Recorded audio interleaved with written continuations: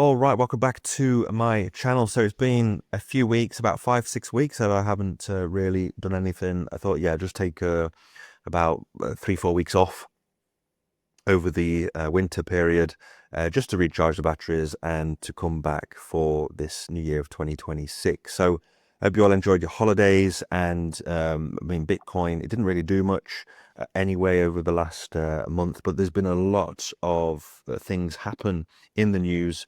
And most people thought maybe Bitcoin was going to go a lot lower. But despite all of the geopolitical tension, Bitcoin has remained steady. So we'll look at the Bitcoin technicals in just a second. Just going over to some news. Yeah, Bitcoin and gold react to growing conflict between Trump and Powell. And of course, we've all seen in the news what's happened with Venezuela, with Greenland, America, etc., Iran, and now Cuba.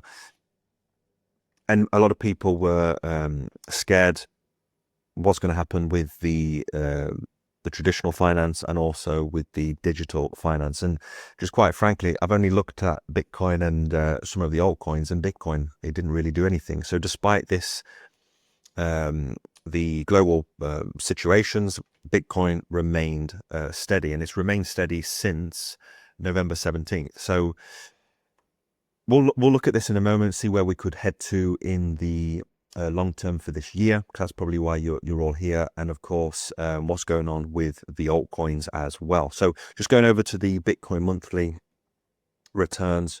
Of course, Q4 was terrible. We dropped 23%. Normally Q4 usually does well. Sadly, it didn't this time round. I mean, back in October we lost 3.5%. Then November, December, it wasn't. Yeah, November we dropped quite heavy. December was similar to October, and now January 2026, we are printing at this moment a nice green monthly candle, just a little bit. But is this from the end of September? Was that the start of basically the bear market?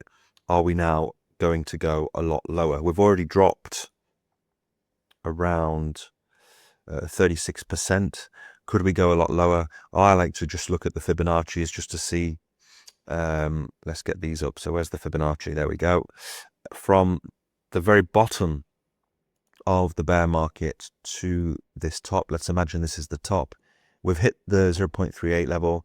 We could, I'm not ruling this out, come all the way down to the 618 level, the 0.618 level, all the way down here at 57,000 US dollars. I think, just my opinion, of course, everything I say is not financial advice. It's just my honest opinion. The 0.618 level could be the bottom of the next, the very bottom of the bear market. Now we haven't had an altcoin season, which has been a bit of a damp squib.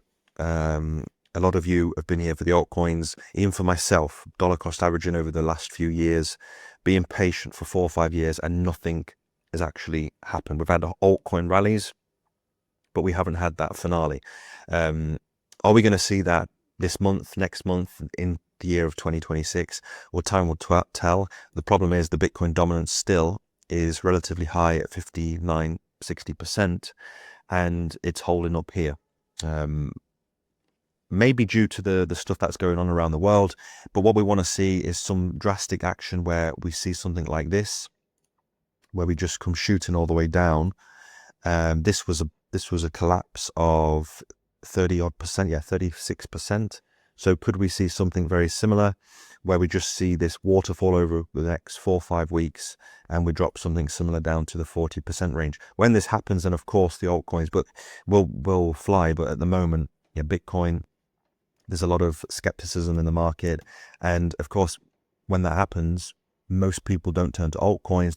They start jumping out of them and move their assets into safer things such as gold, silver, or even Bitcoin in this case. So when Bitcoin does collapse, which it has over the last, we've gone down 30-odd%.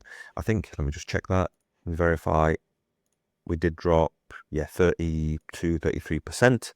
Then the altcoins obviously went down a lot harder. So just looking at these, we've got the 0.5, we could come down to 70,000, and then I reckon we won't go any lower than 58,000, and that will be the next reversal, in my opinion. Now, if we look at the reverse where we could go if we were to go a lot higher. Well, there's a lot of resistance that we need to break past. Let me just get rid of the Fibonacci. Come back to that maybe later this week. We do need to break past the $94,000 range, which we've been struggling to get past it over the last few weeks and months. Now, how do I do this? It is, there we go. So we've got this level of resistance here.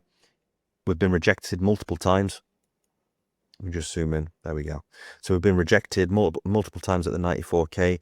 If we keep getting rejected, then we're going to roll over and probably come down to the $80,000 range. We've got some clear support here. So we're basically trapped in this scenario at this moment, but we've got this pattern here. Let me just bring this up, where basically we're squeezing up right now in this channel, and it's got to make a move sooner rather than later. So you just have to wait for the breakout or the breakdown if you're trading this. But yeah, we've got to, if we want to go higher, we've got to break past the $94,000 range with significant volume, and then we can start talking about the six-figure Bitcoin again. If not, we're going to break down into this back down to 80,000 and retest these lower levels here. If this thing breaks, then we'll probably go back down into the $70,000 range. I was just looking at some of the indicators as well. I had the EMA. Was it the RSI that I was looking at? Yeah, these weeks of bearish divergence that we've had, and right now we are stuck between, what is this, the 50 and the 100 moving average, the weekly moving average.